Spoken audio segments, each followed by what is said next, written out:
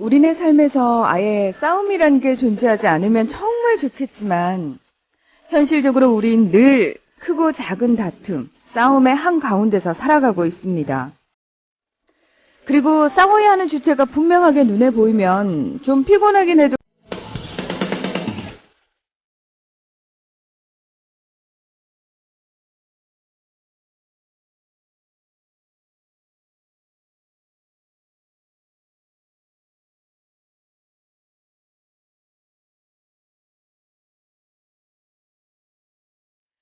우리네 삶에서 아예 싸움이란 게 존재하지 않으면 정말 좋겠지만 현실적으로 우린 늘 크고 작은 다툼, 싸움의 한가운데서 살아가고 있습니다. 그리고 싸워야 하는 주체가 분명하게 눈에 보이면 좀 피곤하긴 해도 그래도 해볼 만하다고 생각하게 되죠. 하지만 눈에 보이지 않는, 명확히 인식할 수 없는 무언가와 싸워야 하는 상황만큼 난감하고 절망스러울 때가 없는 것 같습니다. 자, 그렇다면 지금 우린 어떤 상대와 대치하고 있을까요? 만약 눈에 보이는 상대라면 그래도 우리 힘을 좀 낼 수 있지 않을까요? 국민 라디오 김은교의 일시적 순간에 오셨습니다.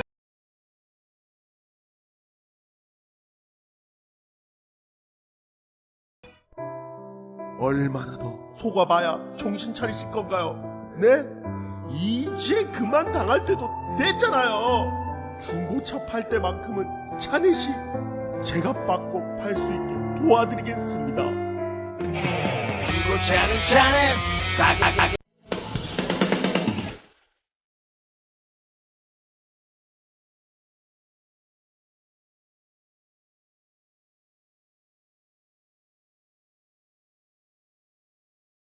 라디오를 보다 많은 이들에게 전할 수 있는 가장 손쉬운 방법. 다운로드하기, 별점 주기, 댓글 달기, 구독하기.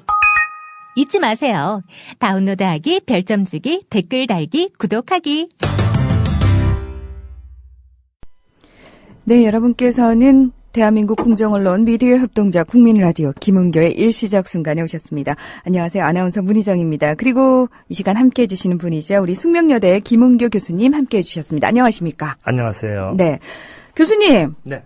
6사 지방선거 앞두고 또 엄청난 걸 기획하셨더라고요. 아니요, 제가 한 게 아니에요. 이윤호 선생님이 또 제안을 하셔가지고. 네. 같이 둘이서 이제 여기저기 연락을 해가지고. 네네. 이제 이런 대화를 마련해 봤습니다. 오. 근데 이제 그 김영민 PD님 얘기해 보니까 이게 이 방송이 어떤 그 모든 세상에 객관적인 방송이 어디 있겠어요. 그렇지만 그래도 방송법에 의하면 중립을 유지해야 한다고 그래서. 네. 예, 그래서 제가 진행을 하면서 중립을 유지하면서 아마 진행을 하고 발언자들이 여러 말을 해주실 것 같습니다. 그래서 좀 문희정 아나운서께서 좀 소개해 주시면 감사하겠습니다. 네, 서울시장 후보 박원순, 서울시 교육감 후보 조희연 후보 초청 토론회가 있습니다. 출연자는 박원순 서울시장 후보와 서울시 교육감 후보로 나섰죠. 조희연 선생님 나오시고요. 패널로 서울대 교수이신 우희종 교수님 그리고 조국 교수님은 전화 연결 준비되어 있고요. 그리고 월요일 이윤호의 고전으로 본 오늘 진행자시죠. 이윤호 선생님 그리고 저희 국민TV의 김용민 PD. 여기 또 송현상 선생님도 있어요. 바리톤. 예. 네, 나와서 이제 중간에 노래를 해주시기로 했습니다. 제 친구인데요. 뭐 모든 출연자분들이 돈을 안 받고 이렇게 다 우희정 교수님도 나와주시겠다고 그렇게 하셨습니다. 네, 사회를 우리 김은교 교수님께서 보시는 거고요. 날짜가 5월 30일, 다음 주 금요일입니다. 다음 주 금요일 저녁 6시 50분부터 8시 반까지 국민 카페입니다. 여러분 아시죠? 합정동 8번 출구, 합정역 8번 출구, 국민TV 오셔가지고 지하 1층에 있는 국민 카페 온에어에서 6시 50분부터 8시 30분까지 서울시장 후보와 서울시 교육감 후보, 박원순, 조희연 후보 초청 토론회가 있습니다. 많은 분들 함께 해주시면 좋을 것 같고요. 사실 어떻게 보면은 정말 우리를 대리해서 일을 네네. 해주실 분들 뽑는 거잖아요. 일꾼을 뽑는 거잖아요. 예, 그렇습니다. 근데 참 이 일꾼이라는 표현을요. 네네. 선거 때만 쓰고요. 네네.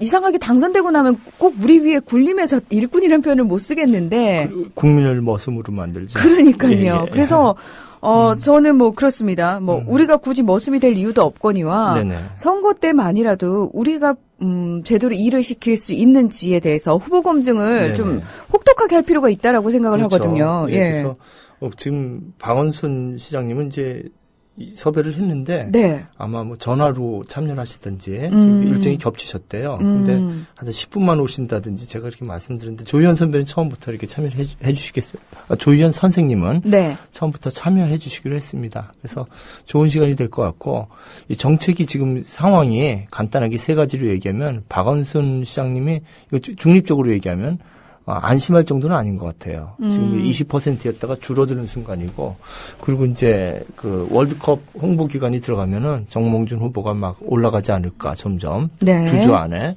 그리고 이제 조희연 후보는 이제 그 예각화된 그러니까 뭐, 어떤 그 공약 자체가 예각화되고 하고 이미지가 뚜렷하게 부각되지 않아서 지금 홍보전에서 밀려서 지금 굉장히 그 어려운 상황이고요. 네. 그리고 이제 세 번째는 그 정부에 대한 불신과 아우러서 정치에 대한 불신, 특히 그 야당 전반에 대한 그 김한기 씨라든지 안철수 씨에 대한 전반에 대한 불신임이 선거를 안 하겠다는 분들이 어떤 진보적이거나 민주적인 시민 안에서도 팽배해 가는 것 같아요. 그래서 이제 뭐 누구를 찍자가 아니라 이런 그 대담을 통해서 좀 선거를 해야 한다는 분위기를 트위터와 페이스북과 블로그를 통해서 제가 이제 어제 올렸는데요. 여러분들이 많이 공유를 해주시고 알려주시면 고맙겠습니다. 네.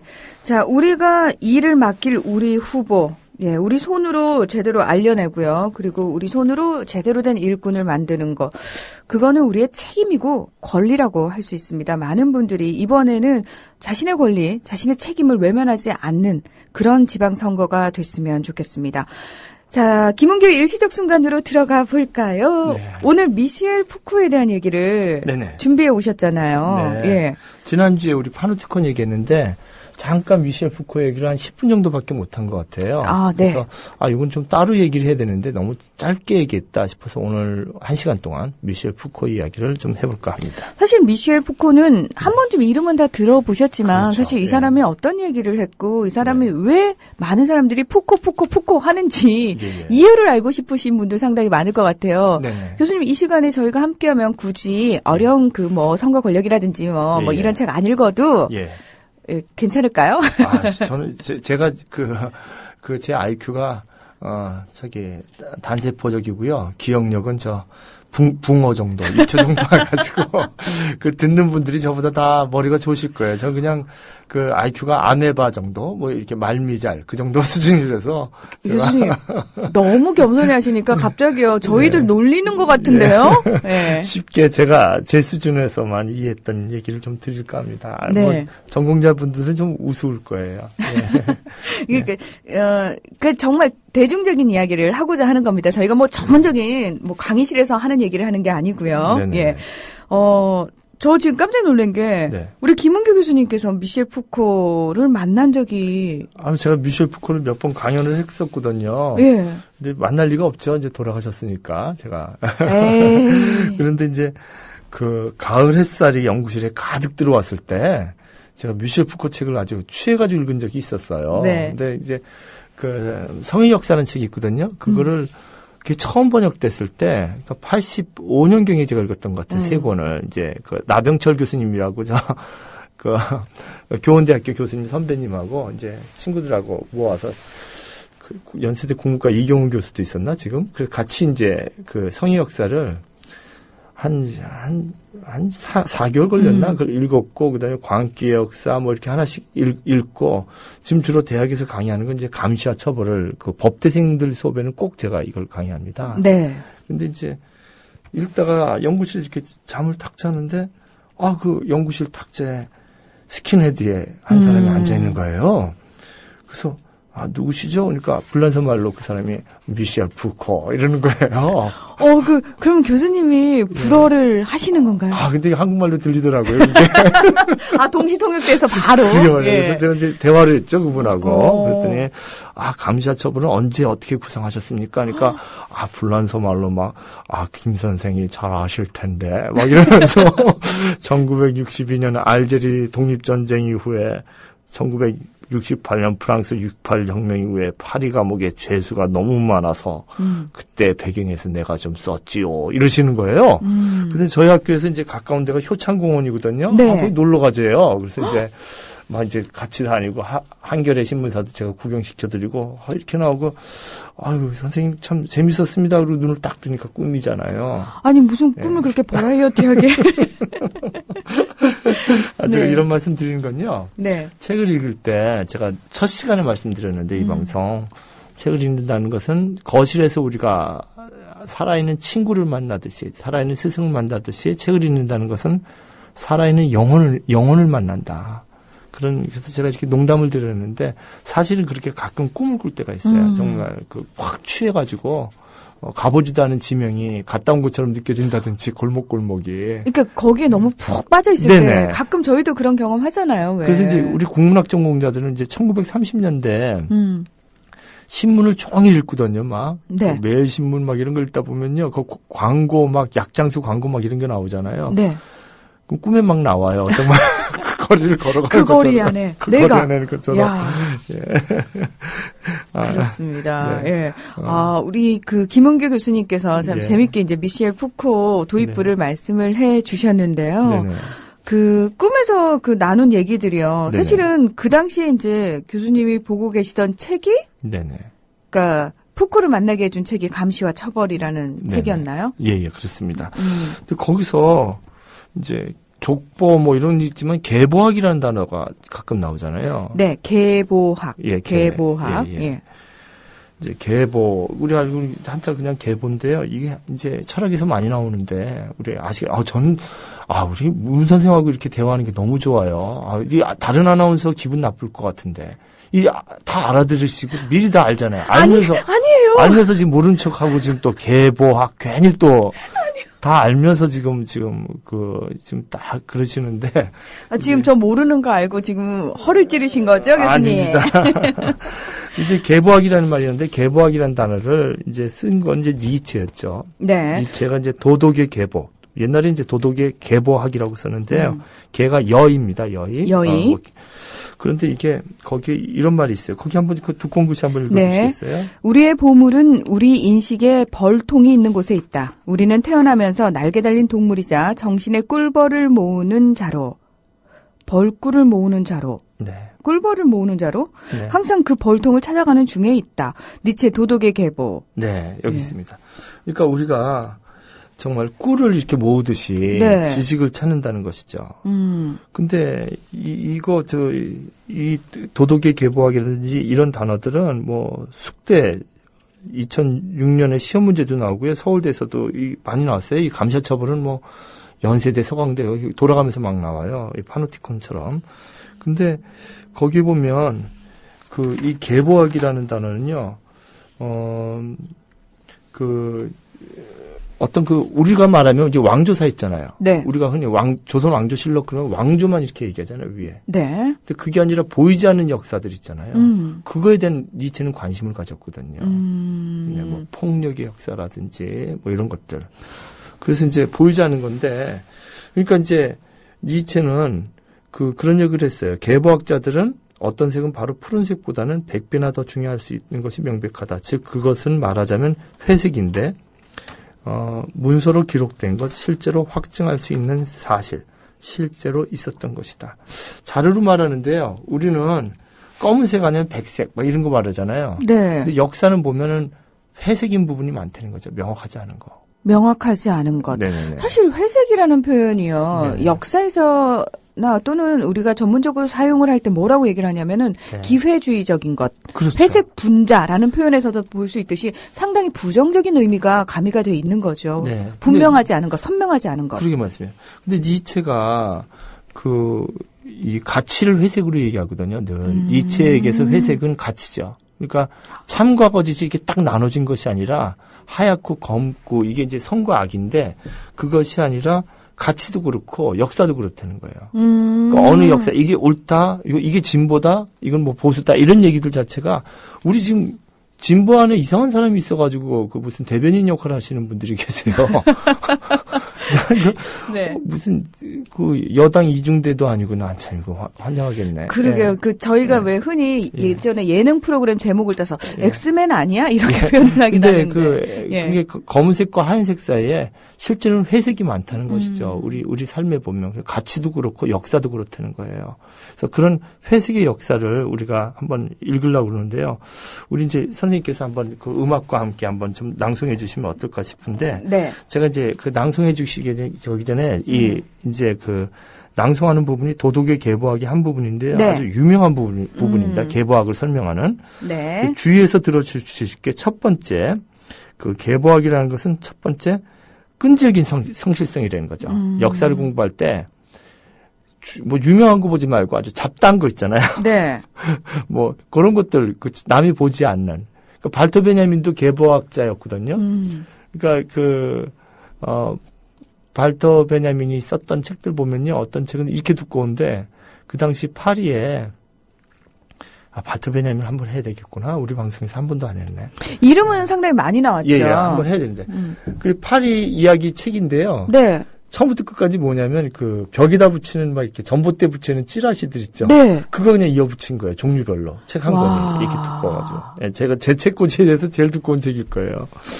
그래서 이제 그 잡다한 거, 우리가 말하면 찌라시들 이런 거 버리지 않고 모아서 그걸 편집을 해서 그걸로 그냥 그 시대를 보여주는 거예요. 근데 사실은 어떤 의미에서는 맞죠. 그것도 한 시대를 풍미했던 거니까 당연히 그 시대상을 반영하고 있는 게 맞는 거죠. 그렇죠. 그래서 예. 매사에 꼼꼼하고 끈질기게 자료를 섭렵하라. 이게 니체 이제 낭송하실 부분에 나오고요. 네. 두 번째는 그 세밀한 지식과 엄청난 양의 자료를 봐야 된다는 거죠. 역사할 때. 그러니까 우리가 이제 유명한 것만 보면요. 큰 지실만 따라요. 왕조실록처럼. 그게 아니라 작은 지실들, 미시적 자세 이런 것들을 강조했고요. 그 다음에 그 니체가 얘기했던 것은 또 역사와 권력과의 관계를 잘 봐라. 그래서 니체가 이제 봤던 것이 이제 예수가 있을 땐 진짜 예수가 기독교였는데 그것들이 권력화되면서 어떻게 타락해 가는지 이런 걸 이제 막 쓰거든요. 그래서 그렇게 그 모든 사물들을 볼 때 역사와 역사와 권력과의 관계를 보라고 그러거든요. 그러니까 우리가 역사란 무엇인가도 나왔지만 그 마지막에 와이드닝 호리젠탈이라고 이렇게 나오는데요. 지평이 역사학이 확 열리는 게 이게 이제 니체의 계보학 때문에 그래요. 예전엔 그냥 처칠이라든지 지도자의 역사만 있었는데 굉장히 닫힌 역사죠. 막 네. 이상한 역사들이 막 나오는 거예요. 그렇죠. 막 안경의 역사, 뭐 병기의 역사, 그리고 그다음에 이제 푸코는 막 광기의 역사, 성의 역사, 막 감옥의 역사 이런 걸 막 쓰는 거죠. 그래서 그 세 가지 그 성실성, 끈질기 성실성, 방대한 지식, 그리고 세 번째는 그 역사와 권력과의 관계를 주목하라. 그 얘기가 들어가 있는 유명한 문장을 우리 문화 선생님께서 낭송해 주시겠습니다.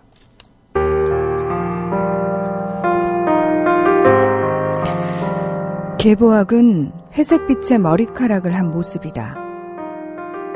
그것은 매사에 꼼꼼하고 끈질기게 자료를 섭렵한다.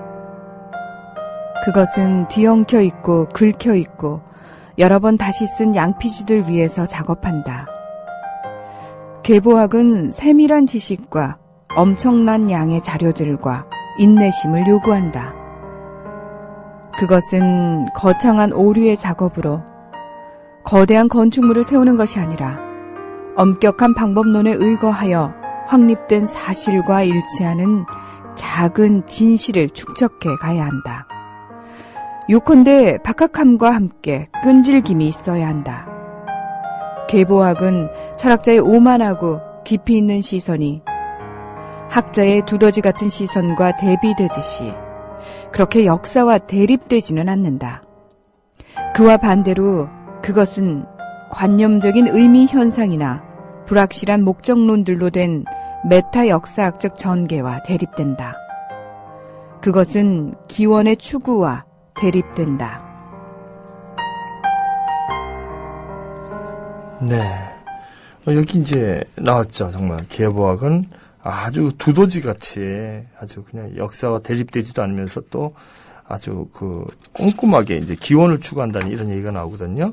그래서 이제 이런 시각에서 이제 역사책을 쓴 거죠. 이 사람이. 그래서 이분한테 이제 감시와 처벌이라는 책도 이러한 계보학적 시각에서 집필이 시작됩니다. 네. 네. 근데 감시와 처벌이 어떻게 써졌는지 제가 지난 시간에 조금 말씀드렸는데 궁금하지 않으세요? 더? 네, 사실 아까 선생님 꿈의 내용에서 잠깐 나왔잖아요. 네네네. 예, 감시와 처벌이 어떻게 네네. 쓰여졌는지 68혁명 얘기가 나왔고요. 네네. 예, 예. 근데 이제 그 감시와 처벌이 그 아주 1970년대 전반기에 프랑스의 그 감옥의 문제 아주 푸코는 아주 민감해 있었죠. 그래서 이제 그 푸코가 봤을 때 이게 자기가 쭉 연구를 해온 여러 가지 문제가 있지만, 야, 이 감옥의 문제도 가만히 보면 안 되겠다. 이렇게 했는데, 여러분 이제 알제리 전투라는 영화 있잖아요. 네. 그 영화 꼭 보셔야 돼요, 진짜. 그죠? 알제리 전투. 그거 보시면 진짜 그 알제리 사람들이 독립운동을 위해서 얼마나 프랑스, 식민지를 만든 프랑스 얼마나 전 국민들이 투쟁을 했는지 볼 수가 있는데요. 근데 선생님 지금 얘기하는 네. 거 듣다가요, 문득. 네. 우리나라의 철학자들이나 우리나라의 어떤 역사학자들도 사실 이 감옥 문제에 굉장히 예. 민감할 수밖에 없는 우리 근현대사를 거치지 않았습니까? 그렇죠. 그렇죠. 예. 네. 근데 우리나라에서는 사실 이런 부분에 대한 어떤 고민이라든지 얘기가 예. 없었어요. 생각해 보니까. 예. 이런 책들이 이제 나와야죠. 그러니까요. 예. 나와야 되거든요. 그래서 제가 이제 저희 학생들에게도 그런 석박사 논문 상의하러 오면은 그런 얘기를 합니다. 하여튼 자유롭게 학위 논문을 써야 되는데, 그리고 이제 실용적이고 이런 정말 현실의 문제점을 쓴 거죠, 이 사람은요. 네. 실제적인 문제점. 그래서 알제리는 1830년에 프랑스에게 침략돼서 식민지 지배를 쭉 받았는데요.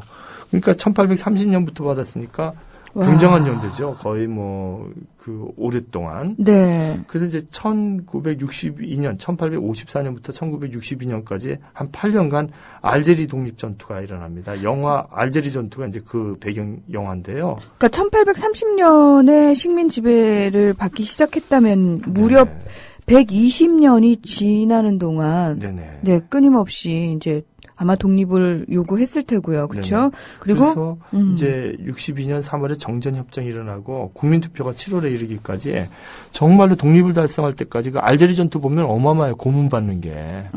다큐멘터리인지 정말 진짜인지 싶을 정도로 다큐멘터리랑 배우들의 역할을 막 교묘히 섞어서 만들었어요. 그 영화가.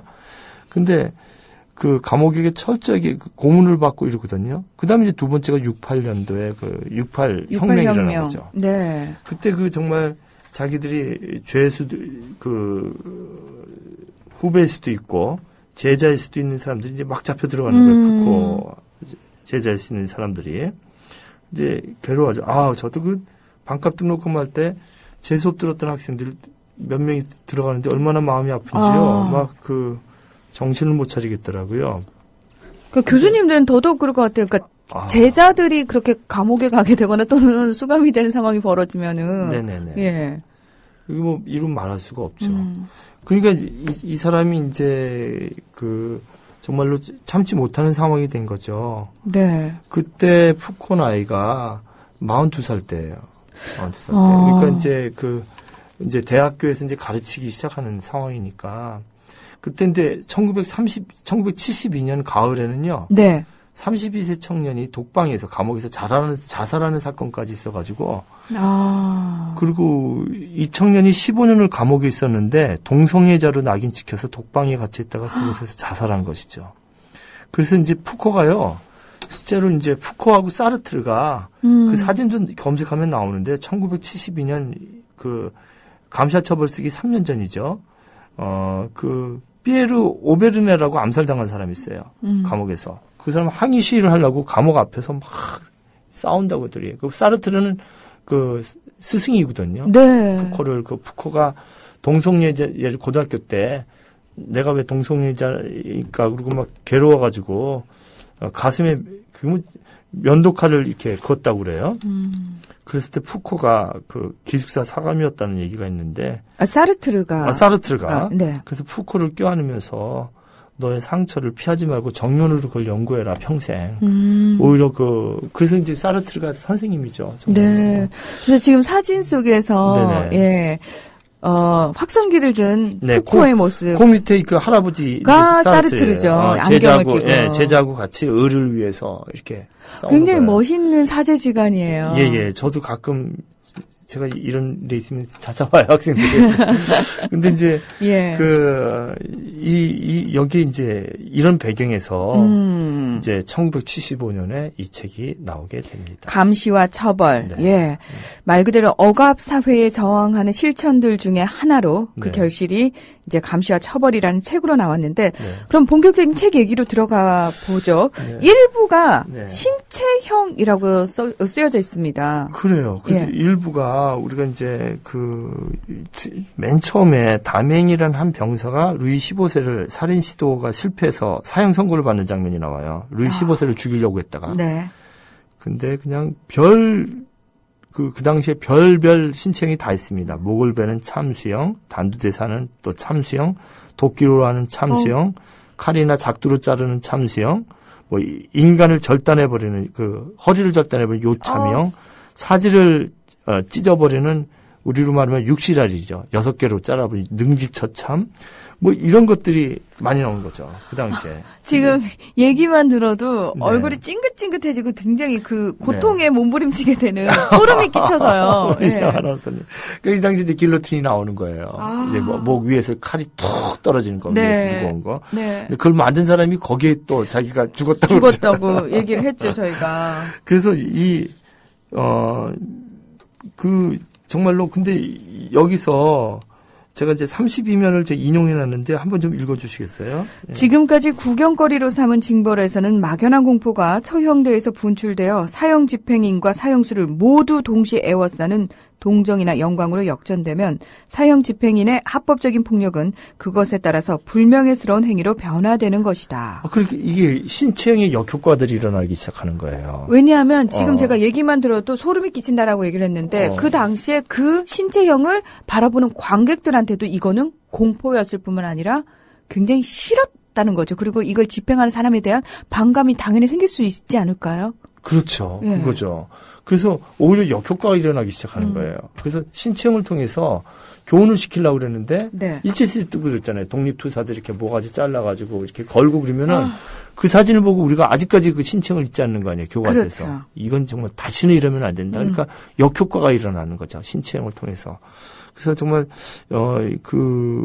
이 신체형이 어떤 일을 일어나게 됐는지 세 가지 제가 인용문을 가져왔는데 네. 우리 문 선생님 첫 번째 읽어주시고 그다음에 제가 네. 읽고 교대교임에 하면서 음악과 함께 한번 좀 이게 너무 잔인하니까 한번 다시 좀 들어보면 어떨까 하는 생각이 좀 듭니다. 그래서 신체형에 대한 그 사형 집행인에 대한 여러 반응이라든지 그런 네. 걸 세 가지 예문을 제가 읽어드리고 우리 두 사람이 읽고 그다음에 네. 말씀을 계속 드리겠습니다. 네. 살인 행위를 무서운 범죄라고 말하는 바로 그 당사자가 양심의 가책도 없이 태연히 그 행위를 자행하는 것을 우리들은 목격하고 있다. 단두대는 신체형의 원칙에 합당한 장치였다. 여기서 사형은 가시적인 그러나 순간적인 사건으로 귀결되었다. 법이나 법의 시행자들과 범죄자 사이의 신체적 접촉은 지극히 짧은 시간으로 한정되어 사형을 집행했다. 쌍방의 육체적인 대결도 없고 이미 사형 집행인은 빈틈없이 움직이는 시계와 같이 간단하게 사형을 끝냈다. 셋째로 신체형은 일종의 의식을 구성한다. 그것은 처벌의 전례를 이루는 한 요소이며 또한 다음 두 가지 요청을 충족하는 것이다.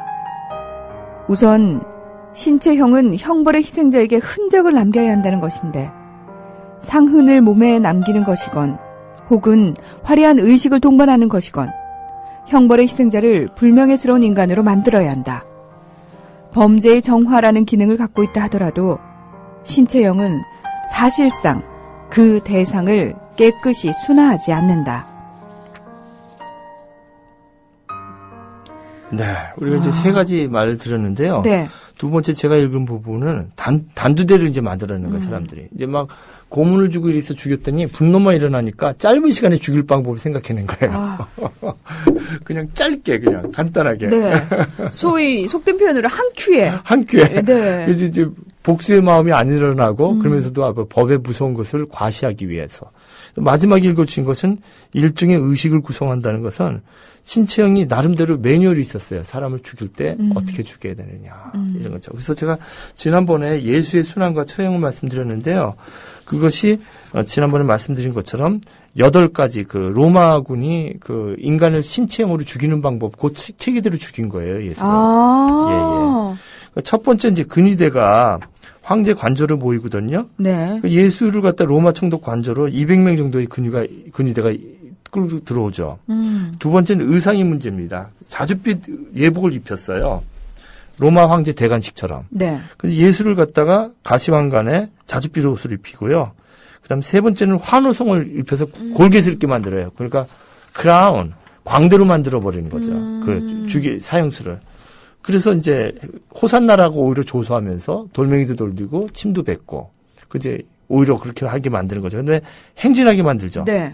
근위대가 이제 황제를 할 때 하듯이 예수를 갖다가 이제 그렇게 행진하게 만들었고 다섯 번째 신전 도착하게 하는데 예수 같은 경우는 골고다 언덕으로 데려가게 하는 거죠. 그다음에 여섯 번째는 포도주를 꼭 마셨어요. 자기 황제가 했던 것처럼. 근위대가 이제 신포도주를 죽이는 것도 포도주를 예수한테 줬던 것도 그 순서에 의한 것이죠. 일곱 번째는 이제 그 황제가 올라갈 때라든지 죄수가 올라갈 때 양쪽에 그 이인자들을 하게 만들거든요. 네. 그러니까 십자가 옆에다가 죄수를 같이 올려놓는 거죠. 그다음에 마지막에 이제 축하를 해서 비둘기 떼가 날린다든지 이런 그 황제의 그 퍼포먼스를 죄수한테 적용을 해가지고 그 예수가 운명할 때 그런 일들이 일어나는 거죠. 그래서 그 황제의 퍼포먼스와 죄수의 퍼포먼스와 비슷해요. 황제의 등이식하고 죄수들을 죽이는 방식하고. 굳이 이렇게 연극적인 재현이 들어가야 되는 건지. 그러니까 아주 그 시민들과 국민은 아니죠. 그때 아직까지. 그러니까 그 백성들이죠. 백성들에게 뚜렷하게 인식을 시키는 거죠. 그 죄수 중에 황제라 이거죠. 이런 것들이 뭐 예수뿐만이 아니라 그 당시에 그 독립운동을 한다든지 이러면 뭐 철저하게 이런 그 황제의 예우에 준하는 식으로 복수를 해버리는 거죠. 이게 무시무시한 신체형의 시대였습니다. 예, 정말 참 잔인하고 네. 극악스럽다라는 생각이 드는데. 그렇죠. 예. 자, 이렇게 1부가 신체형이라고 쓰여져 있었고요. 예. 자, 감시와 처벌 체계 2부는 처벌입니다. 네네. 예. 근데 이제 2부랑 3부랑 같이 얘기를 해야 될 것 같아요. 네. 근데 그 독특한 제목이 3부 제목이죠. 예. 순종적인 신체. 이거는 무슨 뜻인가요? 그러니까 우리가 지난주 방송을 열어보니 우리 팝업이 조금 들어주시네요. 나는 아무도 안 들을 줄 알았는데. 왜 그러세요? 예. 좀 들어주시네요. 예, 사람들이 좀 들어주시는데. 여러분 다운로드 많이 받아주세요. 예. 김은교의 일시적 순간. 지난주 방송 우리가 파노티콘 했는데. 파노티콘. 예, 그 파노티콘이 파노티콘 그러면 세 가지 가장 키워드가 있거든요. 벤담이 얘기했던 건. 네. 그러니까 하나는 비대칭이라는 것이죠. 보이는 사람하고 안 보이는 사람. 그렇죠. 그다음에 그것을 내면화시키는 거죠. 너는 언제나 보여지고 있다. 이거는. 너는 언제나 너가 여름에 한 것을 내가 알고 있다. 이거 참 무시무시한 거죠. 예. 다 감시하고 있는 거죠. 그다음에 이제 세 번째가 내면화. 그것이 내면화. 이게 파노티콘이죠. 그것을 신체화시키면요. 순종적인 신체가 돼버리는 거예요. 그냥 순종하게 되는 거죠. 예, 그걸 순종적인 신체라고 했습니다. 그래서 이제 푸코가 얘기하는 것은 신체형은 없어졌는지 모르지만 사실은 전 사회적으로 백성을 죄수로 만드는 사회가 불란서 사회라는 거예요. 눈치를 보고 무서워하고 그런 얘기죠. 근데 지금 얘기하다 보니까 우리 들으시는 청자분들 남재준 김장수 사표수리 그리고 안대희 총리 내정 이렇게 지금 올려주셨네요. 이 남재준이란 분이 국정원장이죠. 이분이 그냥 다 사찰하고 좀 무서웠던 분 아니에요? 지금 순종적인 신체를 만드셨던 분 아닌가?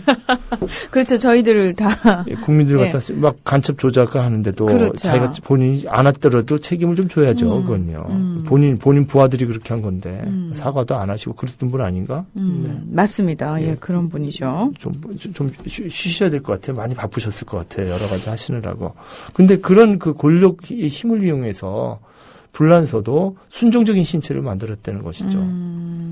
그래서 이제 아까 우리 지난주에 말씀드린 것처럼 파노티콘은 판은 모두, 옵틱은 본다라는 뜻이죠. 네, 판옵티콘. 네, 판 모두, 네. 옵틱은 본다. 네. 그래서 이런 것들이 정말 순종하는 신체로 우리를 묶어서 일상성 속에서 이제 우리가 파노티콘을 경험하게 만드는 사회가 됐다는 것이죠. 네. 근데 우리 사회에서 남재준이 그런 걸 만들지 않았습니까? 라고 말씀을 하셨습니다만, 분명히 우리 근현대사 속에서요, 이런 네네. 파놉티콘의 성격이 있었어요. 그러니까 우리가 전체주의적 성격을 가진 적이 있었거든요. 네네. 사회가. 네네. 예. 그래서 이제 파노티콘이 푸코가 얘기하는 것은 꼭 국정원이나 이게 아니더라도 우리가 이제 시간의 분할, 공간의 분할 이런 게 분할이란 단어가 나오거든요. 네.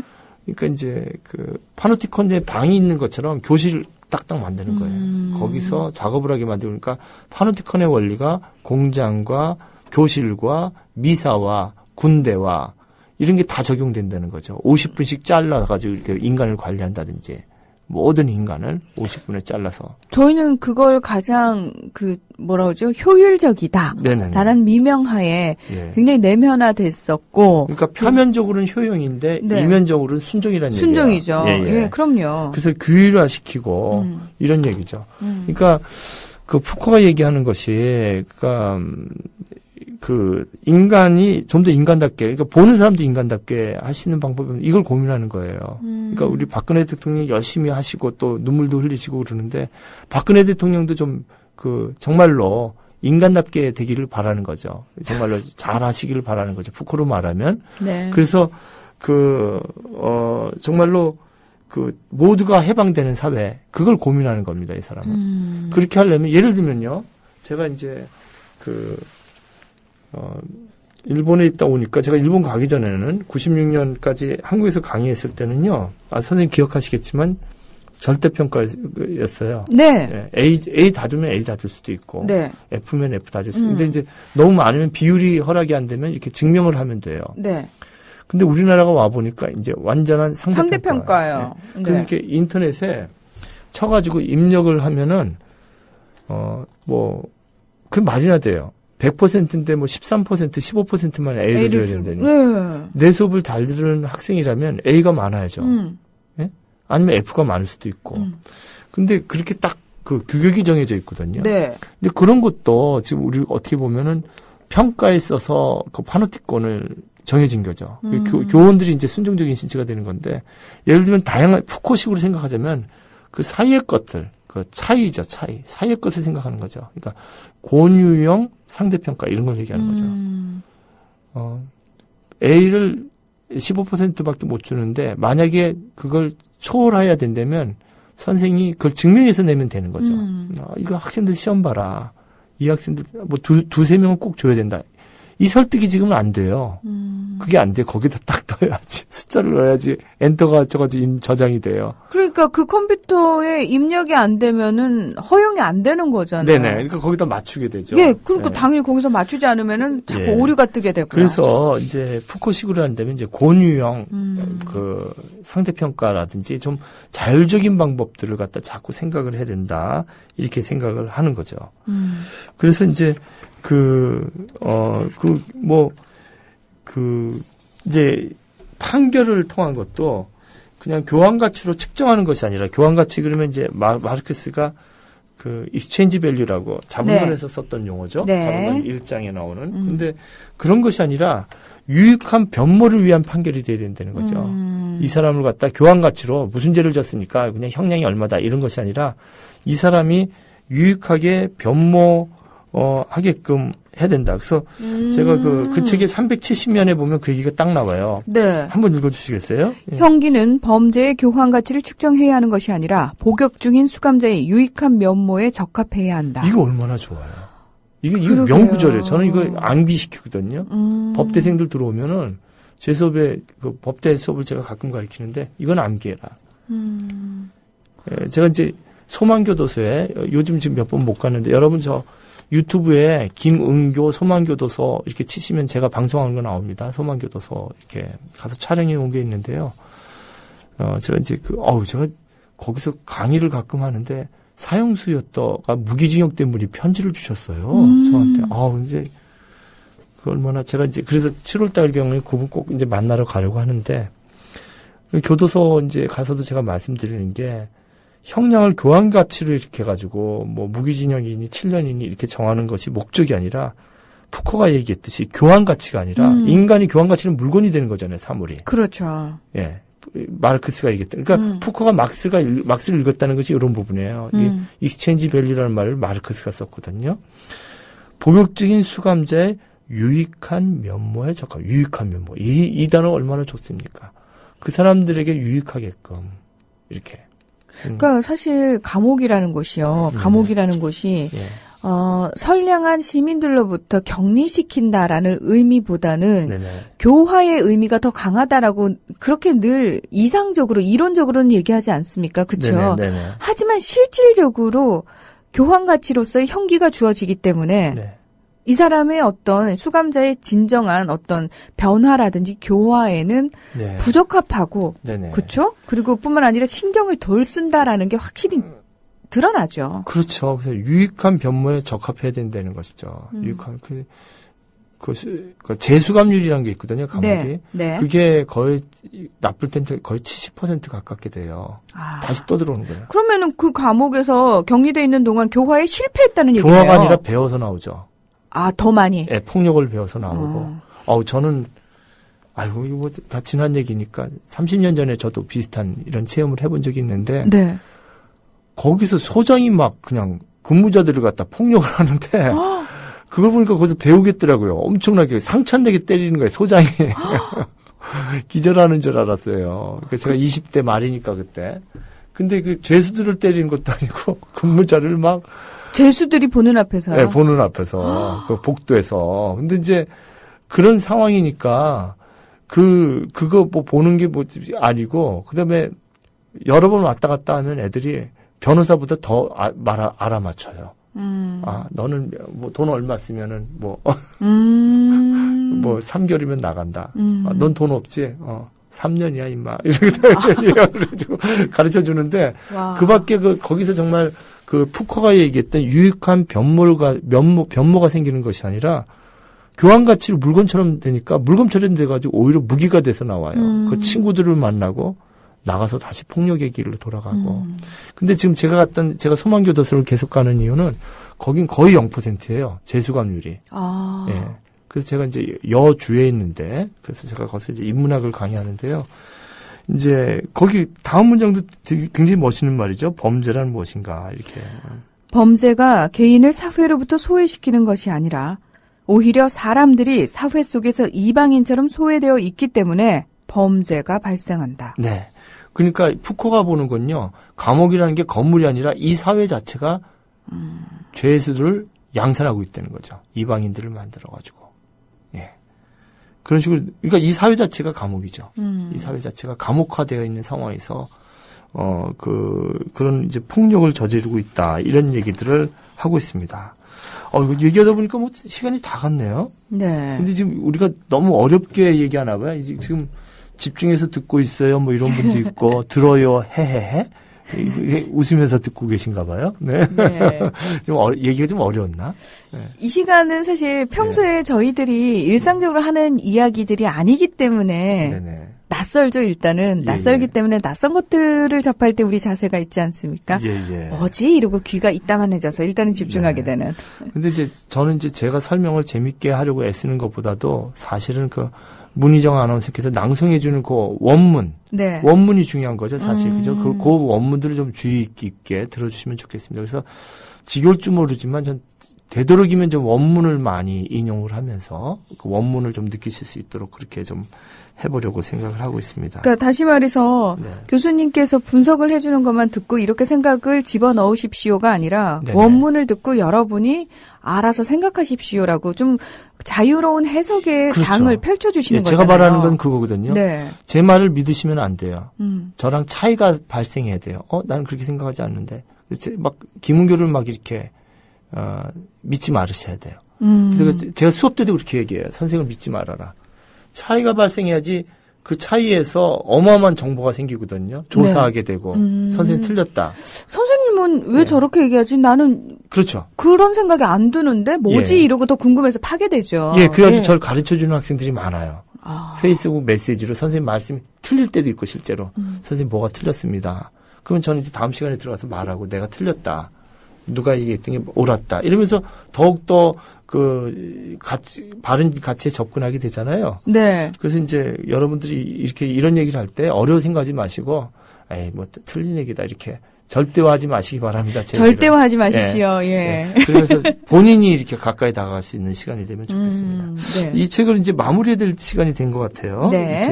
이 책이 과연 결론이 뭘까요? 이 책의 결론. 감시와 처벌의 결론이 무엇일까? 네네. 예. 그러니까 이분은요, 이 푸코의 이 마지막에 첫 번째가 뭐냐면, 이 단독성이라는 단어 있잖아요. 단독성이요. 이거 네. 키에르케고르는 우리 키에르케고르 한번 해야 되는데 네. 한 번 할 사람이 너무 많습니다. 너무 많네. 이 발터 베냐민도 해야 되고 정말 너무 많은데 키에르케고르이 이 단독성이라는 단어를 거의 만들어냈어요. 근데 인간은 이제 어디에 속해 있지 않고 단독자, 싱귤레리티, 싱글. 그래서 거기에 철저하게 그 사람 뭐 기독교적 실존주의라고 하는데 키에르케고르 이후에 사르트르, 뭐 하버마스 다 키에르케고르 주의자들이죠. 이제 무신론적 실존주의라고 하기도 하고요. 네. 뭐 그다음에 이제 푸코도 정확히 거기 써 있어서 정말로 한 명 한 명이 단독자로서 인간이 해방된 존재로서 살기를 바라는 그런 원리들이 이 책에 보면 쭉 있습니다.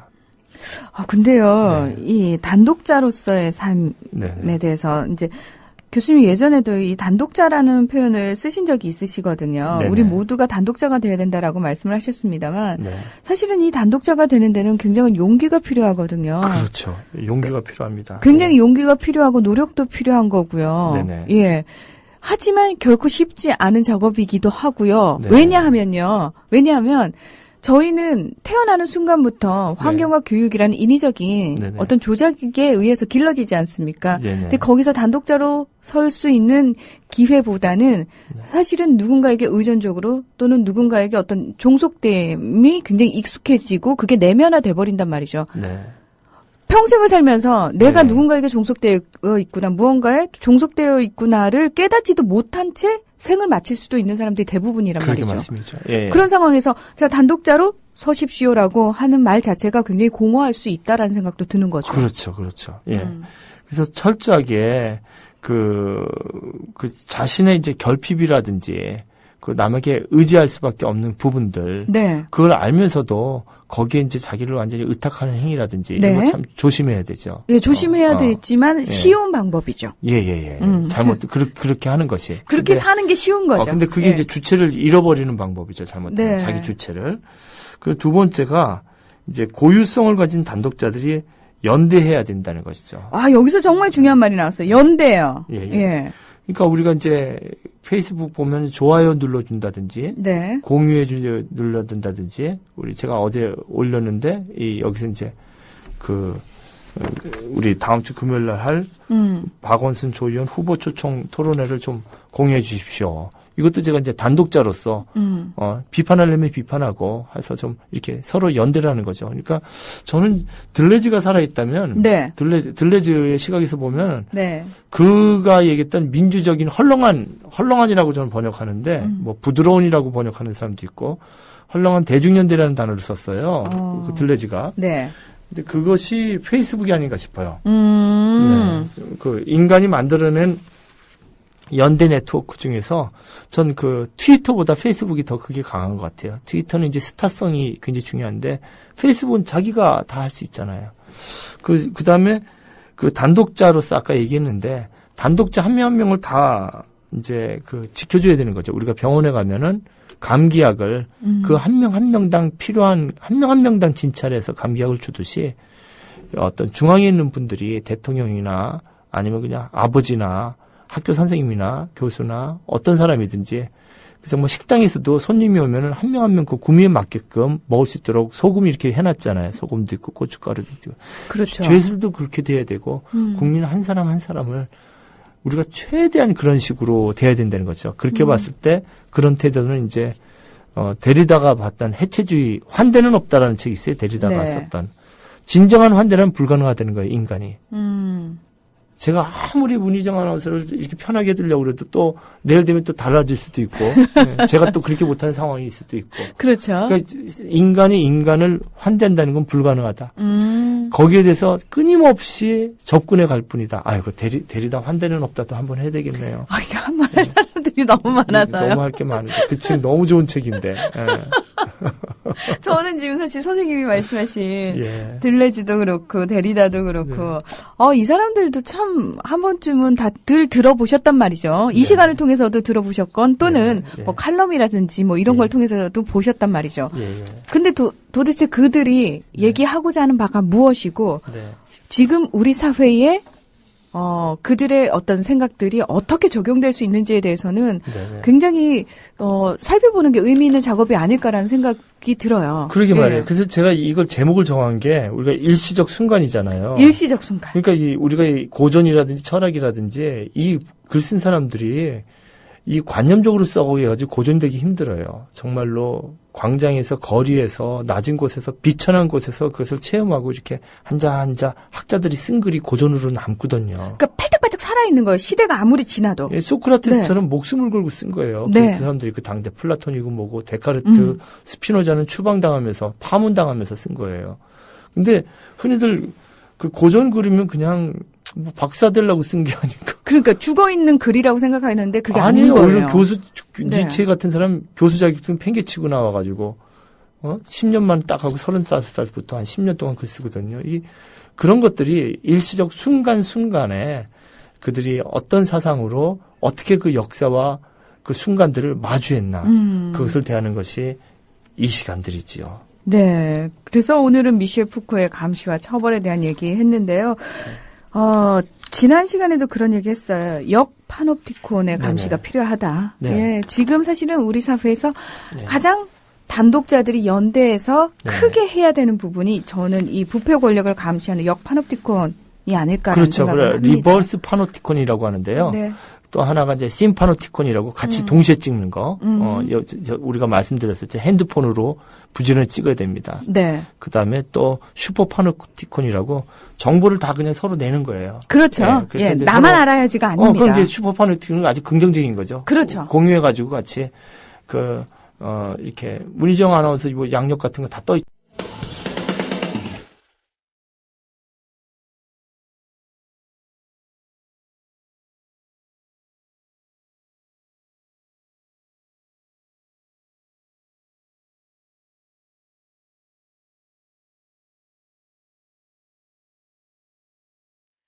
우리네 삶에서 아예 싸움이란 게 존재하지 않으면 정말 좋겠지만 현실적으로 우린 늘 크고 작은 다툼, 싸움의 한가운데서 살아가고 있습니다.